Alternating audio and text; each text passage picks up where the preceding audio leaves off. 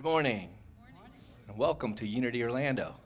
Our opening statement this morning is, in our unity of purpose, we are guided by divine wisdom and prospered by divine love. Let's all affirm that together. In our unity of purpose, we are guided by divine wisdom and prospered by divine love.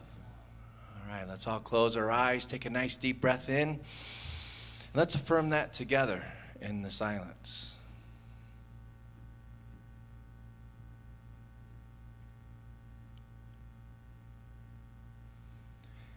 And so it is. And now, if you'd like to join us, please stand and we'll sing our joy song this morning. It's called Feel the Rise of Spirit.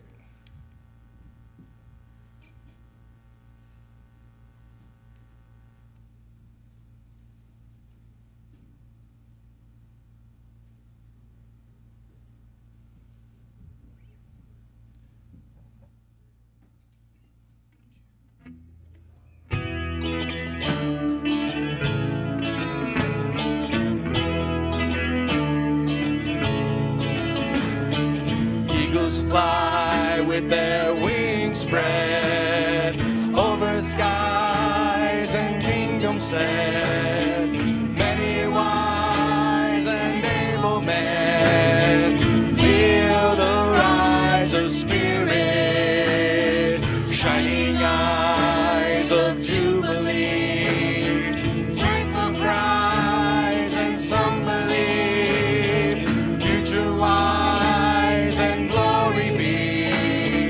Feel the rise of spirit.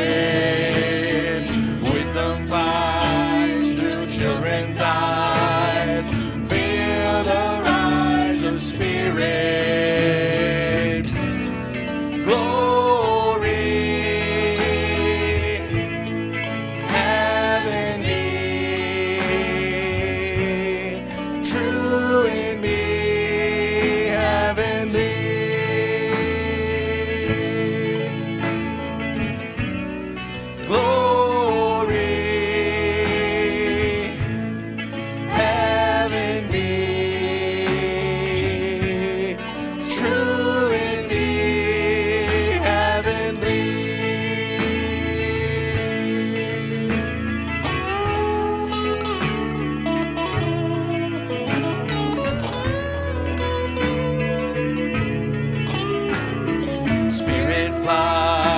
With angels' wings, in our lives a song it sings. Whisper wise many things. Feel the rise of spirit. Beat a drum if it's fun. Wake up now, it's just begun. Feel the world awaken as one. Feel the rise of spirit. Wisdom flies through angels' eyes. Feel the rise of spirit. Glory, heaven be, true in me.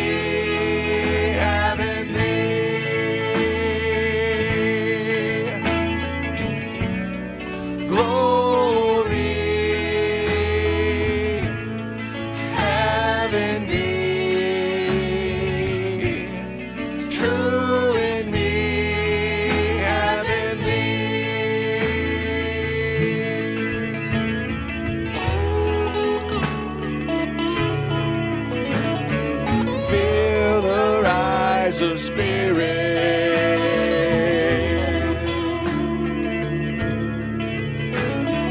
feel the rise of spirit,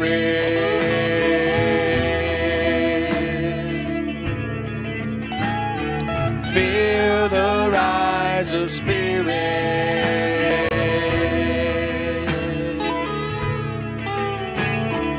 feel the rise of spirit.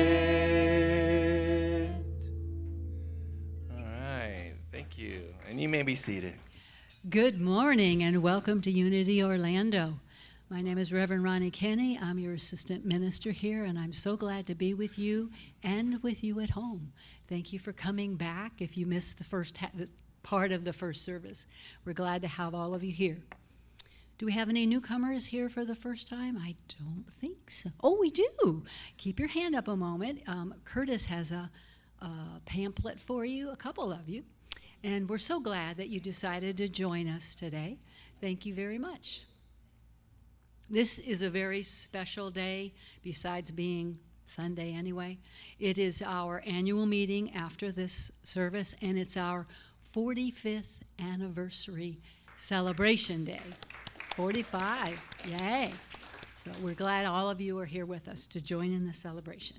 So we have some announcements. The food drive continues. You can bring non-perishable items here on Sundays during our time of service on Sunday, and Tuesdays between 10 and 3. If you need someone to help pick the food up, Curtis Coaxum, our amazing Curtis back there, is in charge of this, and he will come pick up food at your house. He will deliver food to you if you need it. So Curtis's number is in the bulletin. It's also on our website. So if you have items to donate or you need anything, give Curtis a call, and he's the one that will help you out. Navigating A Course in Miracles with my husband Paul and I continue on Wednesday evenings, 7 p.m. It's a Zoom class. If you want to join us and you haven't been a part of it yet, you need to get me your email address so I can send you the Zoom link. And my email is on the bulletin as well as on the website as well. Unity Orlando Men's Group meets every Wednesday afternoon at 4 p.m. outside of Starbucks at Howe Branch Road and 436 in Winter Park. All men are welcome. They've had a group of men coming each week through the whole pandemic, and they'd love to have more. If you want more information, Mark is right there, Mark Coleman, or if you are interested at home, there's a number you can call. I don't know if it's on the website or not, but you can call us and we'll let you know. So that's Wednesdays, also 4 p.m. Our annual meeting will follow today's service about 12:15. We'll end this live stream and then we'll start a new one. So you're welcome to stay, or those of you at home to join us again. Reverend Bob's lesson this morning is being yourself. But before he comes up for the talk, he's going to come up and share with you about our early history of this particular church, which has very deep roots in unity. So come on up, Reverend Bob.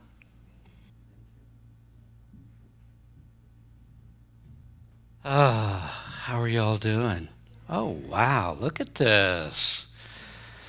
Still socially distanced, but we're starting to fill in the pews a little bit. How about that? There we go. Oh, I'm impressed. Thank you for being here today. Thank you for being part of Unity. This is our 45th anniversary. But before I get started, I'm going to do it. I'm just stalling. I need to one more time. Last week I addressed what, the CDC made its changes. So they recommended that if you are not vaccinated, that you probably should still be wearing masks, and if you are, it's okay. Now, we're still socially distanced here, and we think that's a good thing. And pretty much masks are now, this is the Wild West out here. Do what you like, I guess, is what it comes down to. We would hope that if you are not vaccinated yet, that you would protect yourself, and so forth. And some of you who are vaccinated are going to wear masks. We have people at both services who I know are vaccinated but still want to wear masks and be extremely careful. So, great. It's in your court. The ball is now in your court. I do like the fact we're still doing the social distancing to try to at least do that part. Okay? I think that covers, except for the fact that Ronnie and I will wear a mask when we leave the pulpit, so that whether you're wearing a mask or not wearing a mask, you are comfortable in coming up to us, okay? So that's how that one's going. As I said a moment ago, this is our 45th anniversary of the founding of this church. Unity Orlando was founded May 17th, 1976 by the Reverends Ellie and Ethel Meyer. And every year, I tried dropping it, and people said, no, we like hearing the history. So we do it every year. We do the history of the church and our founders, so that we understand our roots, you might say. When I say the Reverends L.E., that's L.E. I don't think anybody knows what it actually stands for. Someone does, but he always went by L.E. Reverend L.E. and Ethel Meyer. You can say that, and even people within Unity tend to not realize what we're saying. These two people who founded this church, the Meyers, they were among a handful, and I mean a handful of people who were most influential in shaping the Unity movement in the early days as it grew into the movement that it is. It's of note that I have seen letters that came from people who were the greats in Unity, our great writers and so forth, letters they wrote to Ellie saying he was their inspiration, he was why they became ministers. And as such, he became known as the minister's minister. And anyone who knew them knew there are people who teach their teaching, and there are people who are their teaching. And the Meyers were the teaching, no doubt about it. It was who they were. Our church was the child of their older years. And so we like to think that our roots in Unity, our roots in consciousness run very deep into the Unity movement. So let's talk first about the Reverends Ellie and Ethel Meyer, our founders.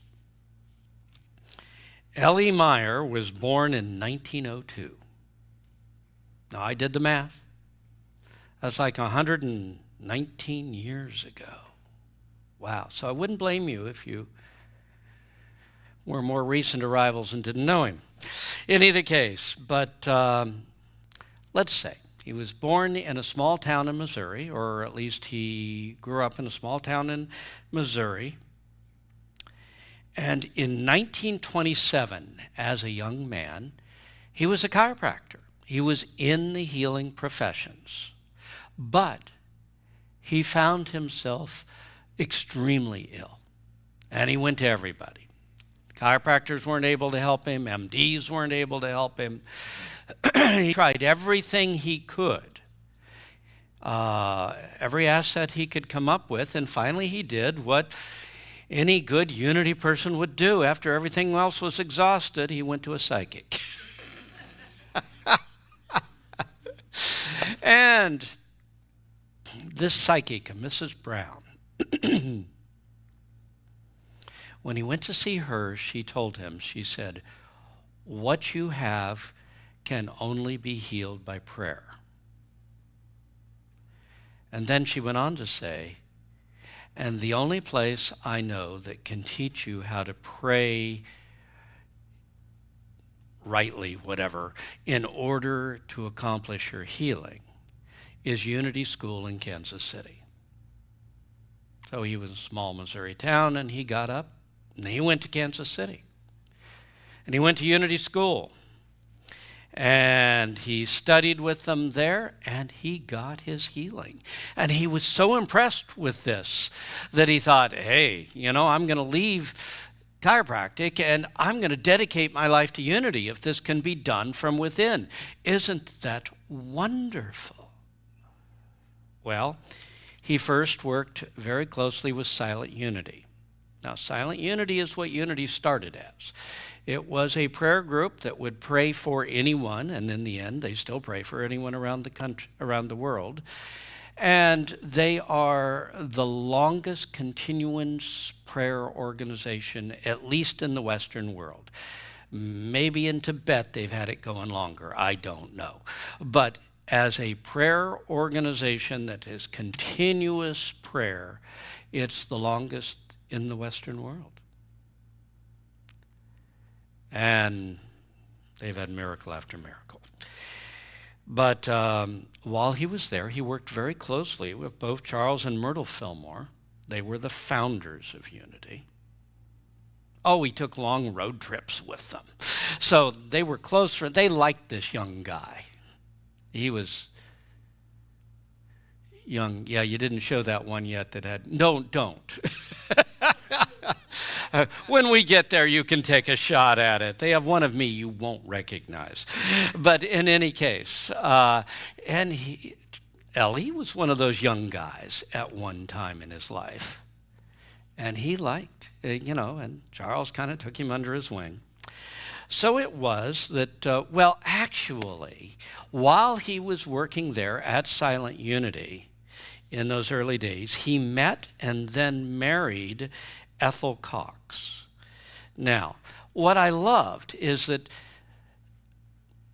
Ellie and Ethel used to sit right there. The pews were a little different, but they sat right over there. They were supportive of this church long after they stepped back from ministry, But so many of the old-timers all knew Ellie and Ethel. And one of the things that Ellie would repeat over and over is that marrying Ethel was one of the better decisions of his life. I like that. Anyway, Ellie decided to become a minister. See, originally there weren't Unity churches.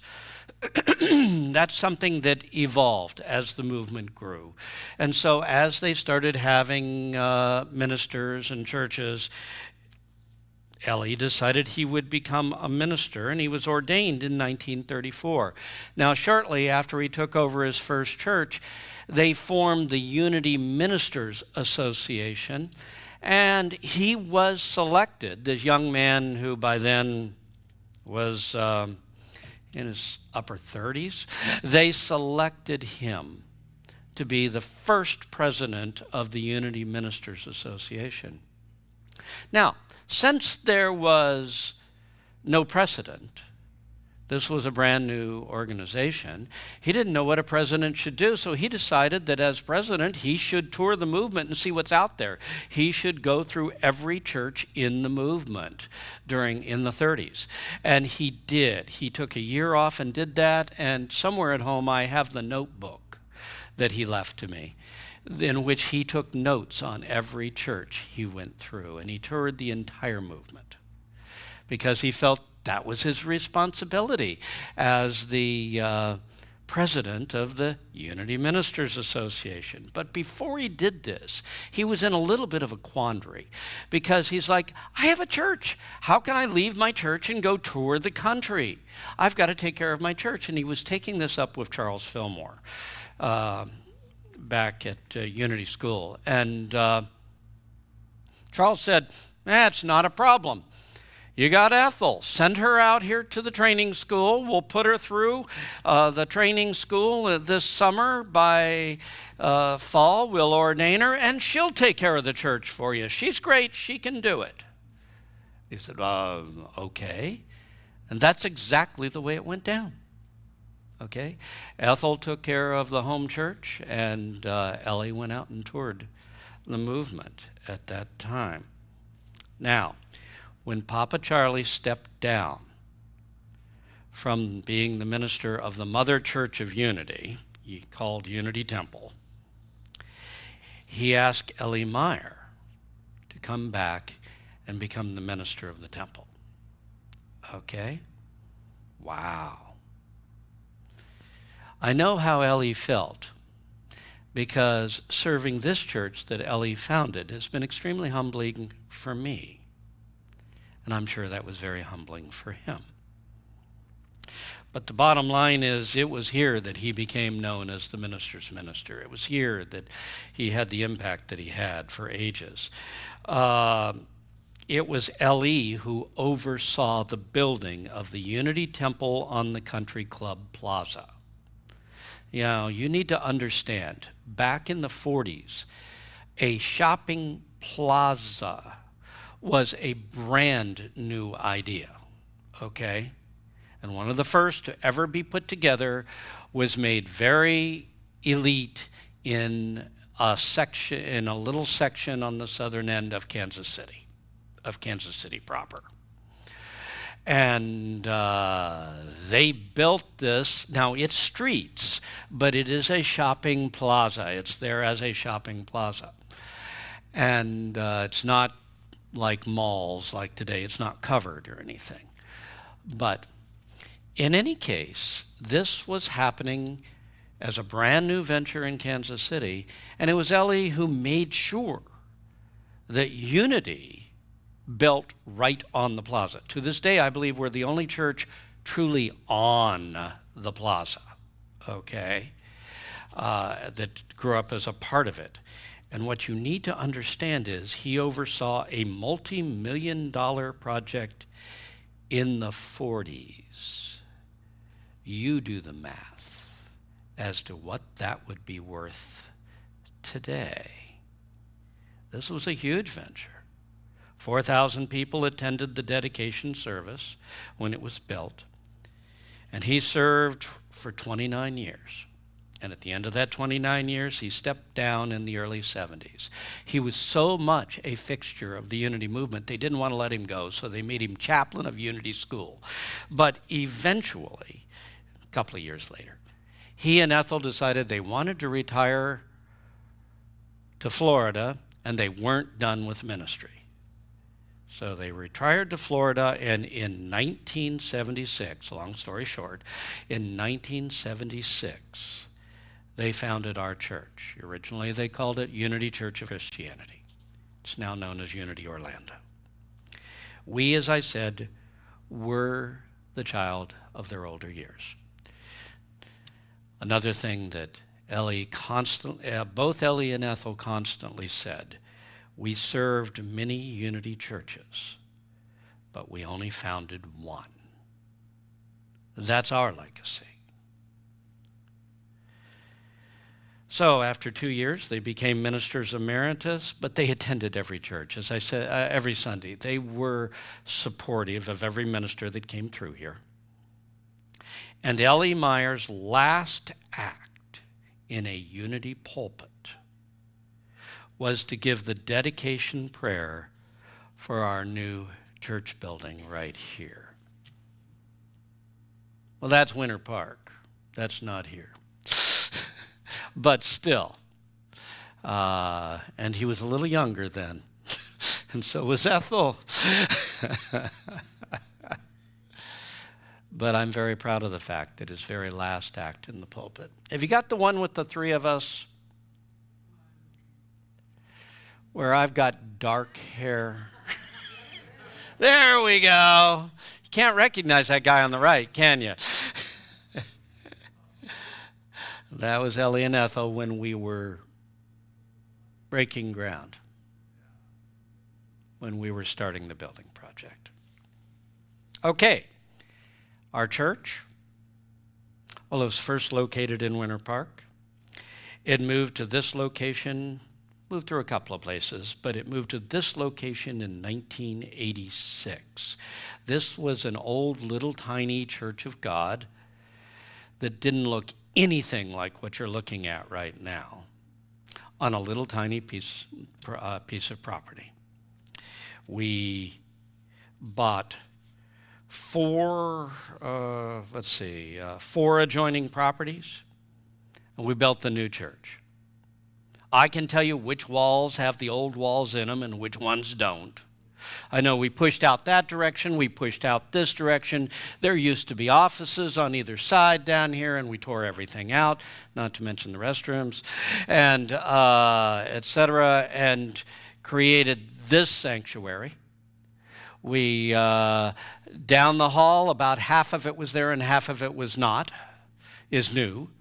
And Meyer Hall itself is all new. So we did quite the building project. And the reason I'm very clear on this is that I came here in December of '93 when we still were in that little tiny Church of God, that building. And that means, well, I've been a minister here for 28 years now. 28 years. I was ordained at 23 years of age. Not many were ordained that young. A few of us were, just a very few. And so what I'm saying is, if I look old to you, I am. I've been a Unity minister now for 48 years, just 2 years short of the 50 mark. Yeah. I do want to point out the tie this year. If you've been around, you know the story of the tie. Before Ellie left, they spent their last year, after we dedicated this building. Shortly thereafter, they moved to Washington State to be with their daughter, and they both passed within the following year. But before they left, Ellie invited me in and took me to his bedroom, and he had all of his ties laid out on the bed. And he said, I'm never going to be in a pulpit again. I'm not going to need a tie. Would you like my ties? And I liked a few of them. But when Ellie Meyer offers you his ties, you take them all. And several tie tacks. This was his favorite, and people who knew Ellie and Ethel will remember it. And this tie tack came from Ellie. So what I find intriguing is every Easter and every anniversary, this tie and tie tack come into the pulpit. And occasionally on other times throughout the year. And I am proud to think that a little bit of Ellie Meyer still comes up into this pulpit, even today.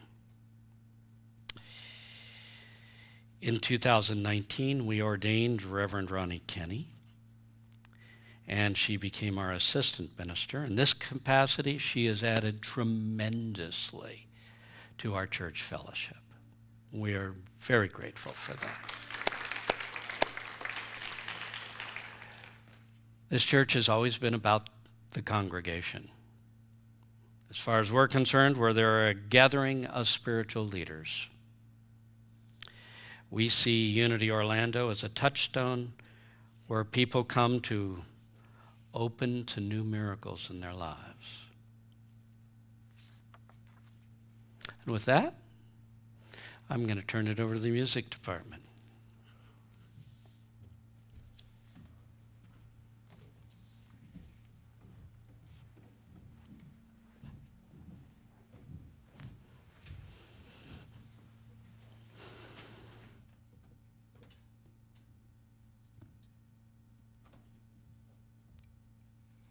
Well, thank you, Reverend Bob. It's always great to hear the history of Unity, our church. And here's a song that I wrote back in 2010 when I had a lot of, a huge writing spree over the inspiration of a little book by Walter Russell. It's actually a biography. Reverend Bob did a great series on it. It's called Secrets of Light. And this is called Within Reach.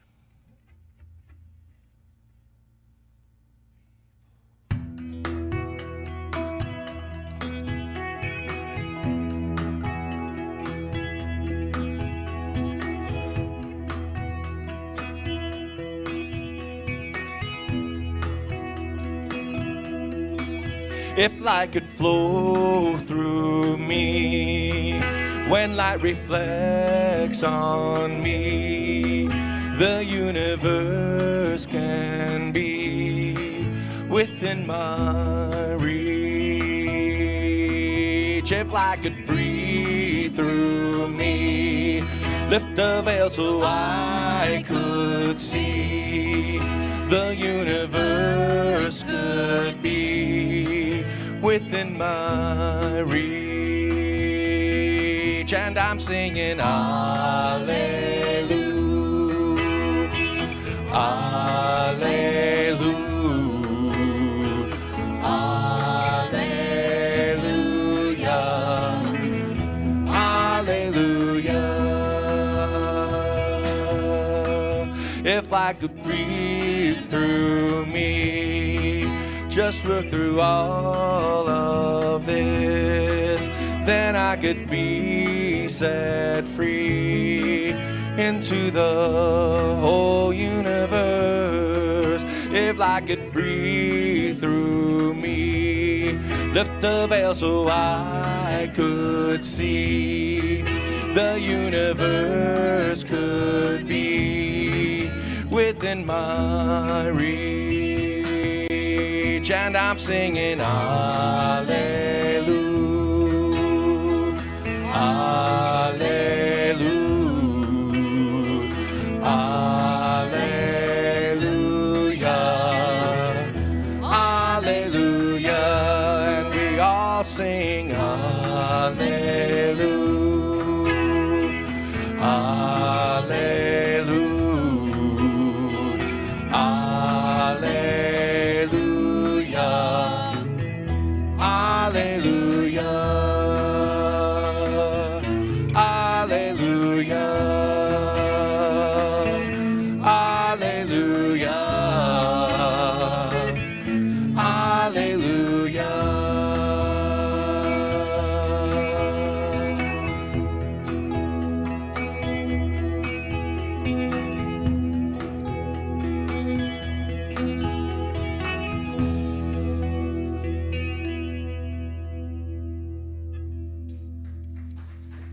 Oh, that was beautiful. That was beautiful. Are we on? There we go. That was beautiful. That was wonderful. Ah, thank you. I'm glad you got so many years of writing to go back through, because we've been using it a lot this year. Going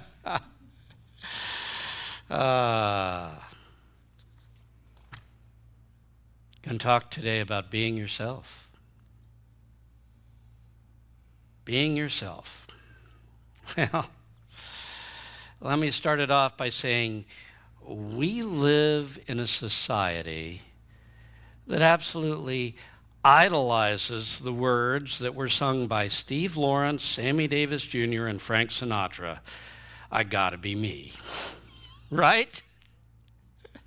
I gotta be me. It taps in. I think the reason everybody recorded that is it touches something in the American psyche. I gotta be me. But there's a problem with it, and the problem is that we define me by our flaws, by our outer self, by the part of us that gets angry and upset and has to defend and has to fight. And in the end, that outer self is not who you really are. You're much more. You're a spiritual being. You're a child of God. You were before you came into this world, and you will be long after you leave it. This is such a small part of who we are that when we say, I gotta be me, let's reach for something higher.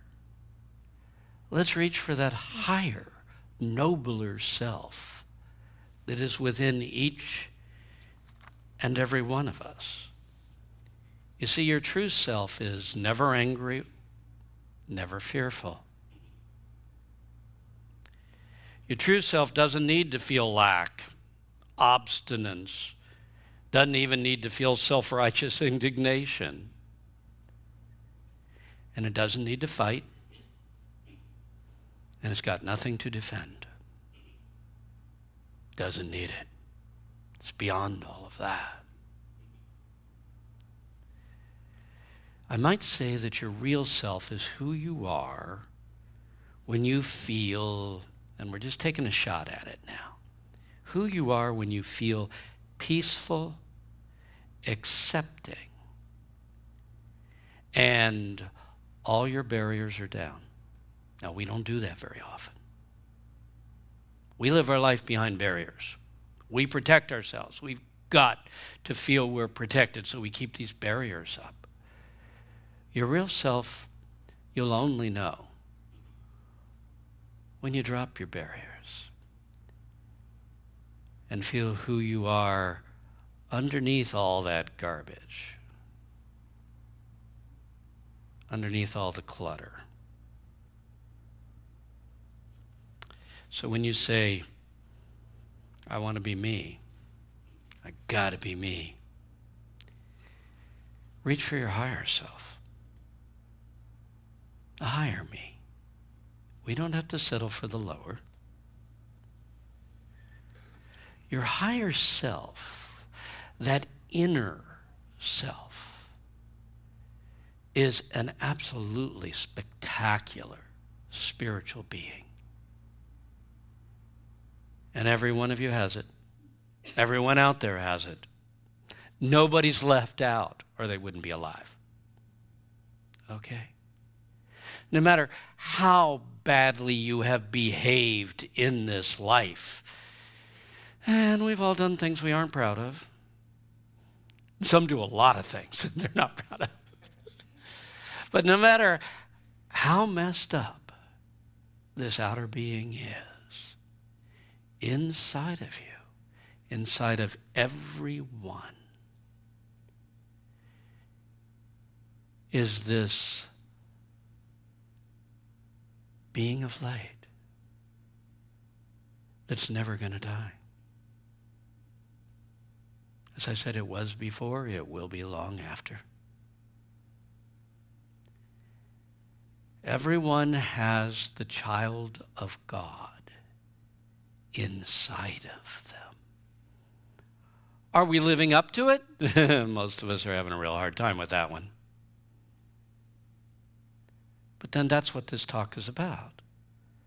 The fact that maybe we can start reaching out to that higher self within each and every one of us. Because in the end, we can forge a relationship with our own inner higher self.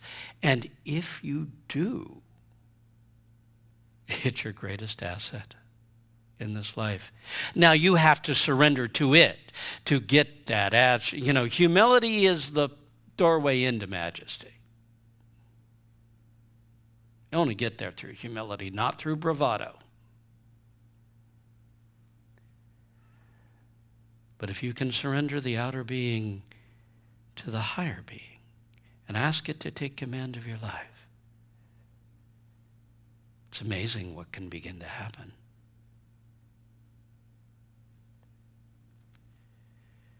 The higher self of you that you would be surrendering to is the part of you that knows what you need to know. It's the part of you that's always calm and capable. It's the part of you that doesn't get caught in petty annoyances in any way. And quite frankly, lives beyond the boundaries of this life. It's the part of you that is connected to a higher power. It's the part of you that is not of this world, as Jesus described. And yet it's in the world, through you, through this outer being. And I'm asking us to, in a small way, abandon outer being and connect just a little more with inner being. But in the end, what I'm really asking is that we learn to merge, to function on two levels at the same time. Soul and personal self. Letting soul be in charge, because that is the way it works. In John 10:34 and 36, Jesus is saying, is accosted by people in the temple that think he's getting a little over the boundaries here, And Jesus said to them, "Is it not so written in your law? I said ye are gods." Then he goes on, "Why do you say you blaspheme? Just because I said to you, I am the Son of God." Just because I said, I am the Son of God. Ye are gods. Your own scriptures say so. You're all the children of God. The fact that I'm claiming it, why is that blasphemy? You all should be. You all should be living out of that higher self. 1 John 4:4, John writes, this is the letter of John, "He who is in you is greater than he who is in the world." This outer self, if you ever come face to face with the Spirit within you, you will understand how little it is and how majestic and great that son or daughter of God that is inside of you is. That part of you that is connected to the Christ Spirit. It is greater than anything we're doing in this outer world. Which leads us to Colossians 1:26 through 27. Paul writes, basically, he says, "I became a minister to teach," and here we go, "the mystery which has been hidden from ages and from generations, but now is revealed. The mystery which is Christ in you, your hope of glory." It's not the mystery that's been available since Jesus walked the earth. It's the mystery that has been hidden for ages, for generations. That there is something inside of you that is greater than this outer being. There is something inside of you that is directly connected to the Christ Spirit and can channel that Christ Spirit out into your life, which he says is your hope of glory. If you got any hope of glory, it doesn't come from bravado. It comes from the humbling of outer self so as to allow that Christ self, that Christ light to shine through you. So, you have an amazing higher self within you. This is your soul. This is the eternal part of you. The part that's been going on forever and will continue to go on forever. The part that will, quote, not see death. You have an amazing higher self within you, and you can set up a working relationship with it. So since I'm all about steps, here it is. This is how one could set about trying to set up that working relationship between outer self and inner majesty and your soul. Inner majesty, soul, they're the same thing. Okay? Number one, image your higher self and start identifying with that part of your being. You know, this life is really all about identity. What do you identify with? Do you identify with your flaws or with your strengths? What you identify with is the way you're going to live your life. Do you identify with your human origins and your human self? Or do you identify with your soul and your spiritual origins?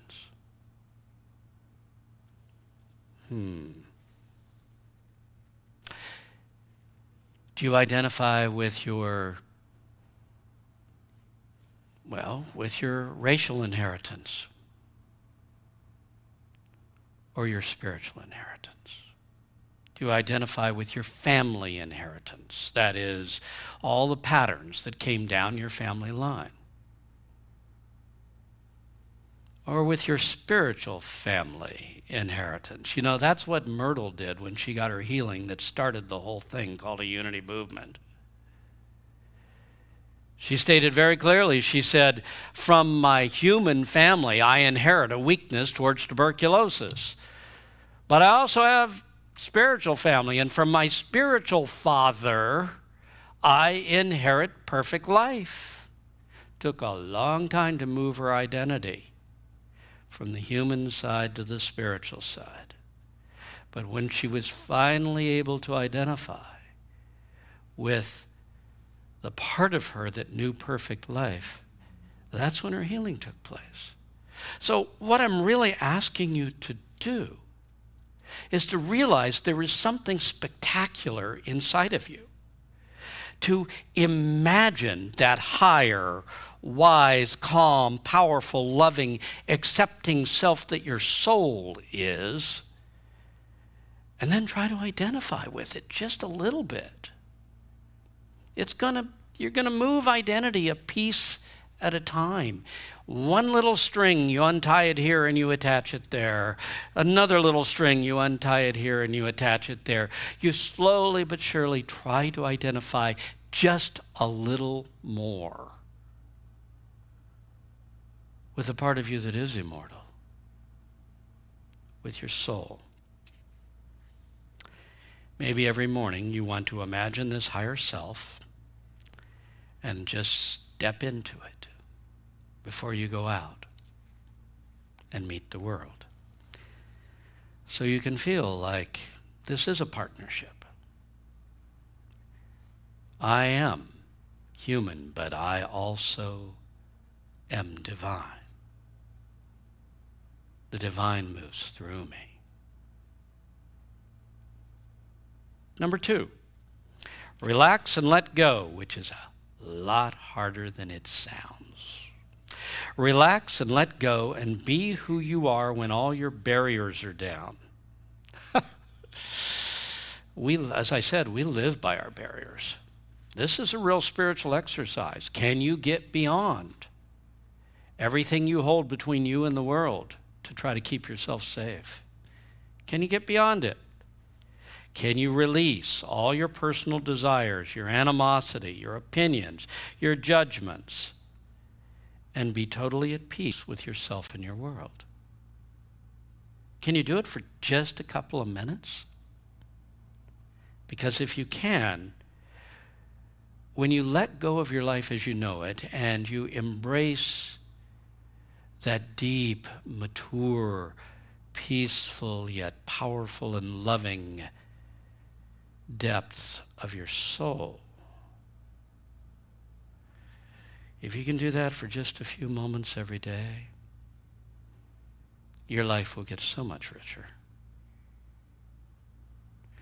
Number 3 is practice personal humility while embracing soul majesty. People think, I'm majestic. No, you didn't get anywhere near it. Majesty comes out of humility. When you are humble enough, the Christ light will shine through you so brightly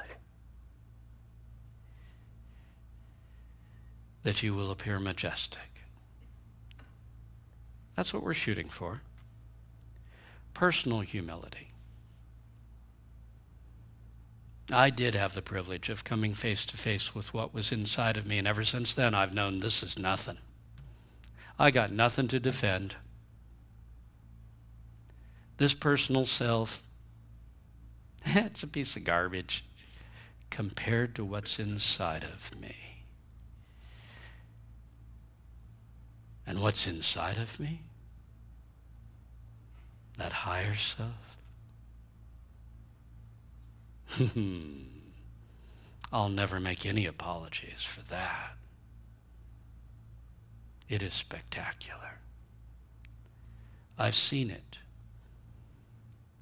And when you come face to face with it, I will tell you, at least my personal experience was, it was devastating to my personal self, because I'd always thought I was important. I realized this is not important, this outer self, this body, this personality, even this particular life. But what is inside of me is majestic beyond belief. So surrender to your higher self.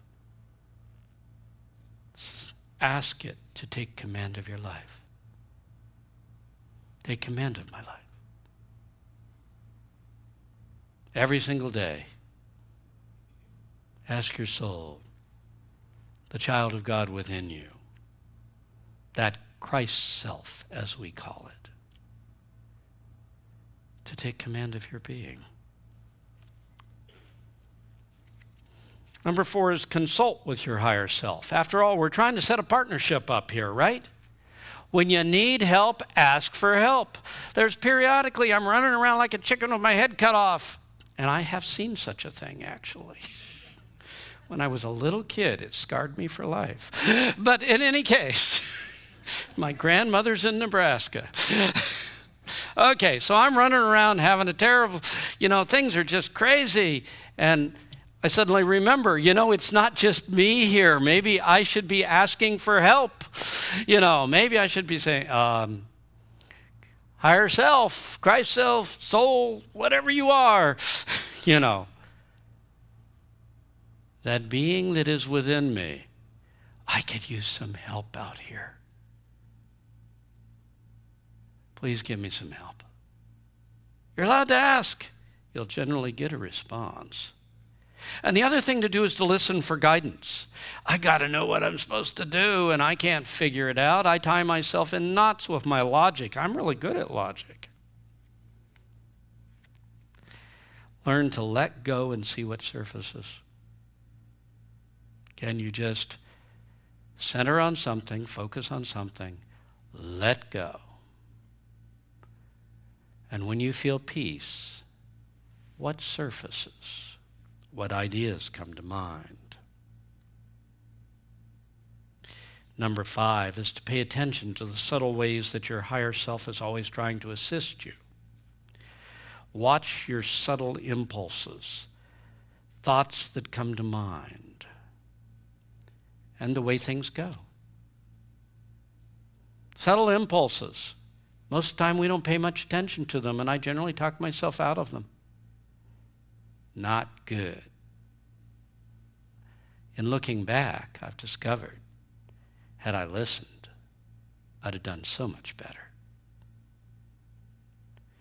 Thoughts that just come into your mind out of nowhere. Pay attention. Now, are there lots of voices in your mind? Oh, yeah. But when these thoughts come that are so important to you, I believe it was Elijah said, it's the still small voice, not the fire and the earthquake or the wind.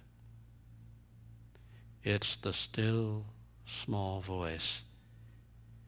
And often it's these subtle ideas that just quietly rise inside of you that you need most. Or the way things go. I'm heading down this. I'm trying to make it happen. I know this is what I'm supposed to do. Things are not working out. And suddenly I consider maybe going another direction, and boom, everything starts working out. Going, whoa. Okay. Maybe I am supposed to go another direction.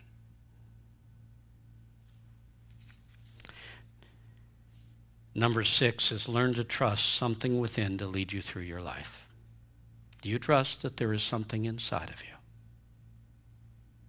that will lead you through whatever you got to go through?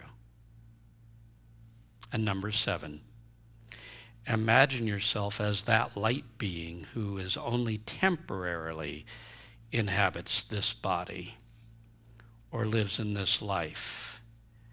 And imagine that regularly. Remind yourself throughout your day, I am a spiritual being going through a human experience, but I'm still a spiritual being going through a spiritual experience. I am a soul living through this personal self. But this personal self, when I say I gotta be me, this personal self isn't who I am. It's the costume I'm wearing at this Halloween party. And some of us have chosen to dress up and be a princess, and some have chosen to dress up and be the Wicked Witch of the West. But in either case, it's a costume.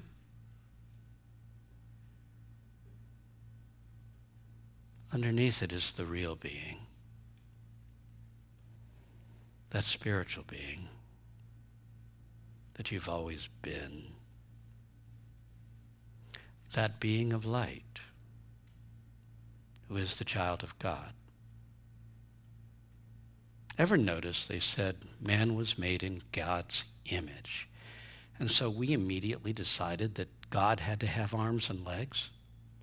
No, that would be making God in man's image. We were made in God's image. God is spirit. And so are you. You are a spiritual being wearing a body and donning a costume called your personal self. Now, we still got to function in this world. And you're probably going to have a very hard time moving completely from one place to the other. But what I'm talking about more than anything is merging the two. Living as a multidimensional being who knows, yes, I am expressing as a human being, but behind that, I am and always will be the child of God, a spiritual being. So that which is in you is greater than that which is in the world. The inner higher self is far greater than the outer personal self. And if you can recognize and surrender to the majesty of your soul, you can set up a partnership between outer and the inner self. Small s and big S. You can set up a partnership that can open up doors to amazing things in your life.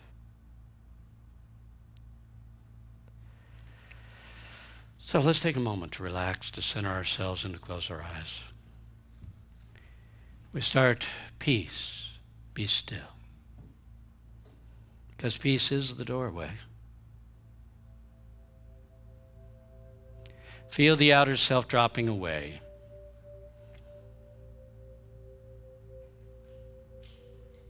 Any animosity within you, just let it fall away. Judgments fall away. Opinions fall away. None of it in the end really matters in this moment. So let it all go. And reach within to touch that being of light within you.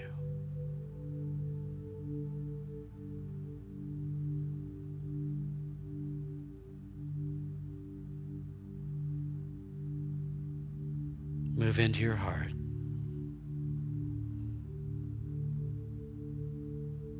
Feel the peace and the joy that rises out of it.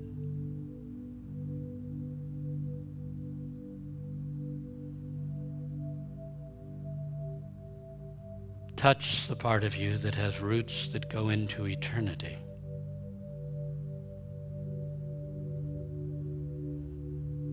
The part of you that is not of this world, though it is in this world.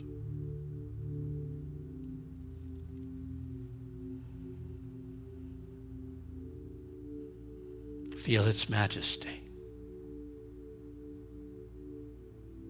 its love and acceptance, its obsession with beauty and harmony. And feel its purpose. For your soul came into this world to make it a better place just because it was here.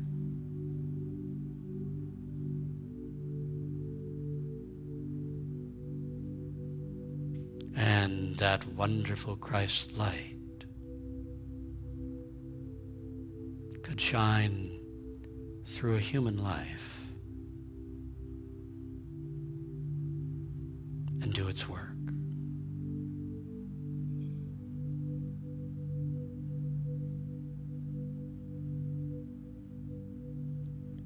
So surrender to the higher self of you. Feel its majesty, its connection to all the power of the higher realms,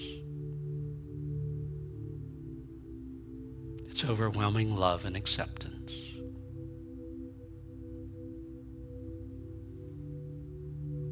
And realize this is who I really am.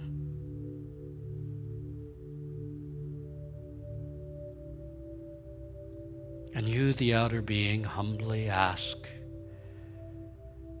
this inner majesty to take command of your life. Move through me, walk with me through all I go through.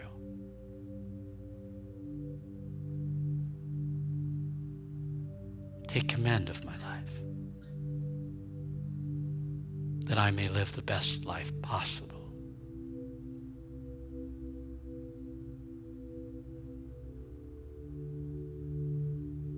Father, for the realization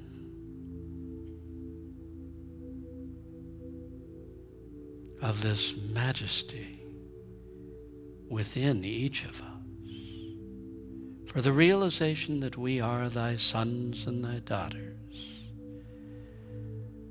that as the scriptures say, ye are gods.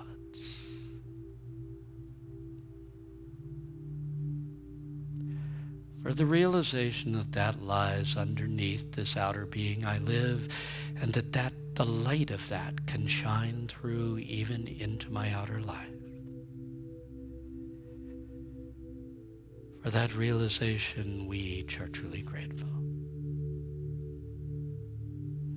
Amen.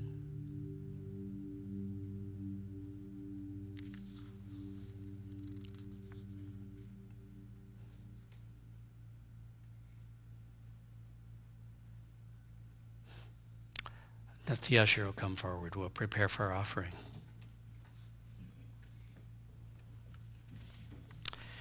For you at home, here's the instructions. I'll bet you've heard them a bunch of times. You go to the home page at the end of service, and you can click on the Donate Now button, or you can pull the physical address off of the website and mail us an offering, or you can call the office and arrange for regular offerings. In either case, your support is what keeps us going, and we really appreciate it. Thank you. You make a difference. Every one of you, whether you are here or at home, you make a difference. Let's affirm, let's bless our offering together.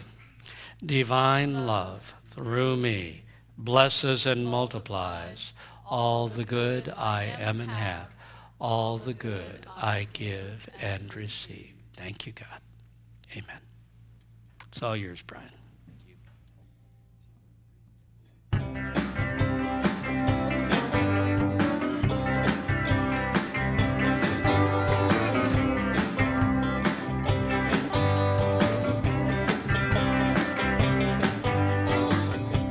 I sit and think about peacefulness, I feel Spirit put my mind at rest.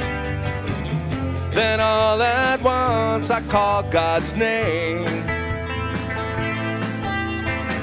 and I'm filled with peacefulness again.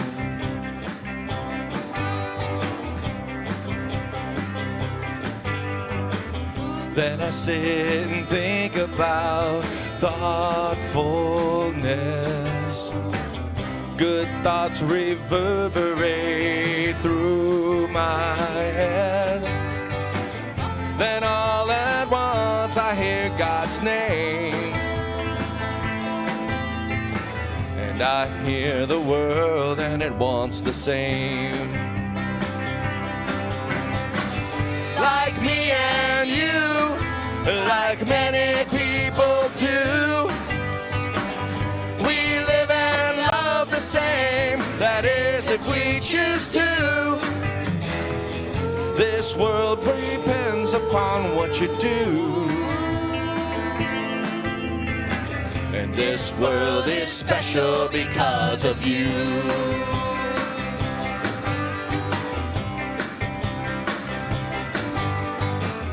Then I sit and think about folks I've met. A few come to mind, but some stand out from the rest. Then all at once God calls to me. Everyone is special, look around and see.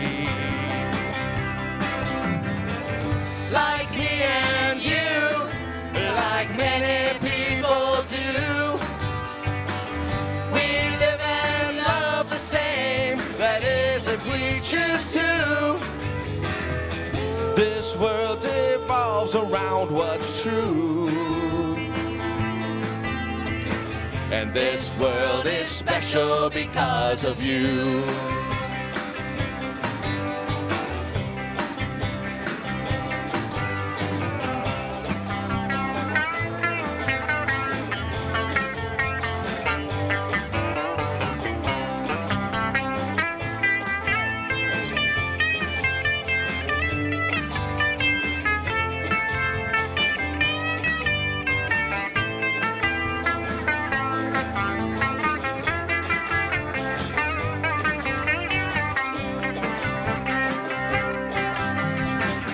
Like me and you, like many people do, we live and love the same. That is, if we choose to.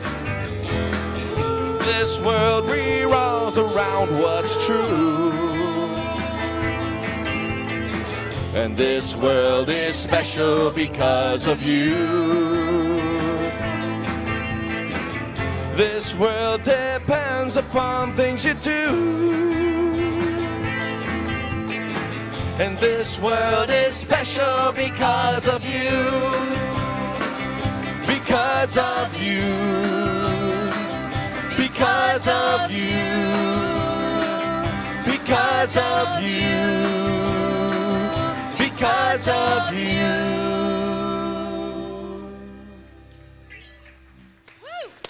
Ah, wow, and all of you have made this very special for us. Thank you so much. It's terrific. Okay, be safe, but never forget every single day of your life is an adventure. Live it to the fullest. Thank you for being a part of Unity Orlando. The annual meeting will probably start in about 10, 15 minutes, 20 or 25 after. We went over just slightly, so it's probably not going to be on at 12:15. We're going to try, but, we'll probably be over a couple of minutes. It shouldn't last too long, 20 minutes maybe. Next Sunday, Paul Kenny will be speaking on the subject Born Again. And we're going to see how he tackles that one. It should be interesting. Next Sunday is also Memorial Day weekend. And so we kind of like to get one of our vets up there, one of our veterans up there. So Paul always does a wonderful job. Let's all rise. And let's radiate into the world the prayer of protection together. The light of God surrounds us. The love of God enfolds us. The power of God protects us. And the presence of God watches over us. Wherever we are, God is, and all is well.